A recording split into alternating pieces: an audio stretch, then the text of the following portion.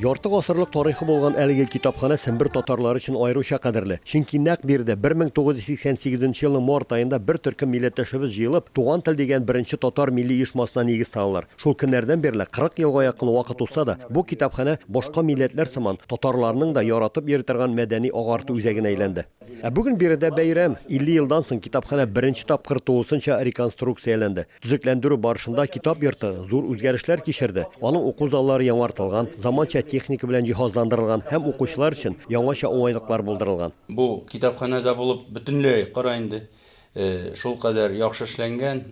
Монда biz bala çaqta мондай китапханәләр булса, без чыкмасыйк моннан. Яшерин батырын түгел, соңгы елларда китап укучылар кимеде, кеше китап укымый дигән сүзләрнең еш ишетергә туры килә. Бу yerдә моның киресен әйттеләр. Мисал өчен татар язучысы Габдрахман Әбсәләмовның Ак чәчәкләр китабының татар һәм рус телендәге басмаларын укучылар чираттырып алалар. У нас был конкурс на национальный книг. В среднем более 500 человек участники конкурса, но здесь был взрыв эмоций, соседние города присоединились, 1300 голосов набрала вот эта книга. Она выдержала 20 изданий.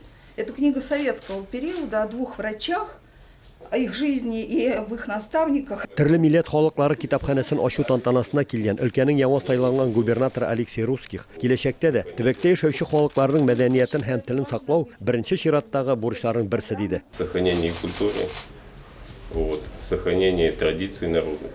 Это очень важно, поэтому будем в этом направлении вас всегда поддерживать.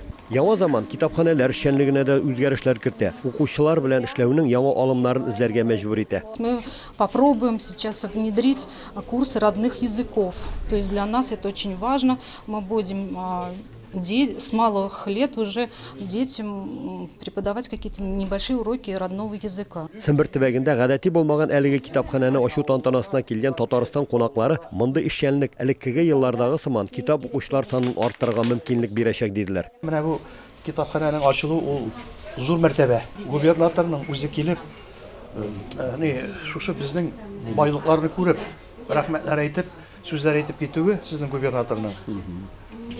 Ул зур мәртәбә. Димәк, ул сезне санный, татарларның эшләгән эшләрен күрә. Китапханәнең фонды да даими рәвештә тулыландырыла. Бүген биредә 4000-нән артык татар китабы саклана. Безнең шатбыз, ник дисәгез, безнең татар китапларыбыз килеп тора.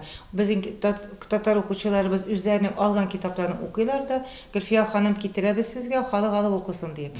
Аннары бүләк итәләр. Шулай безнең инде автономия бүләк итәк, алар буш кул белән килгәннәре юк. Именно азак дигелгенә тагын конгресс күбиттереп безгә китаплар китереп тапшырдылар. Менә качан национальный проект булганда инде без китаплар алганда, алар инде безгә комплектовали алат теләсә 132 яңа китап. Узак еллардан бирле татар әдәбиятын пропагандалауга, милли мәдәниятне үстерүгә керткән уңышлары өчен китапханәче Гөлфия Самигуллина Татарстан мәдәният министрлыгының мәдәнияттәге казанышлары өчен дигән күкрәк билгесенә лаек булды. Татар эшмәкәрләренең Сембер клубы исә конкурс техникасы алыр өчен сертификат тапшырды. Бөтен дөнья татар конгрессы китапханәгә бүләк итеп татар әдипләренең 300-дән артык өр-яңа китапларын һәм матур итеп зәвык белән эшләнгән альбомнарын бүләк итте.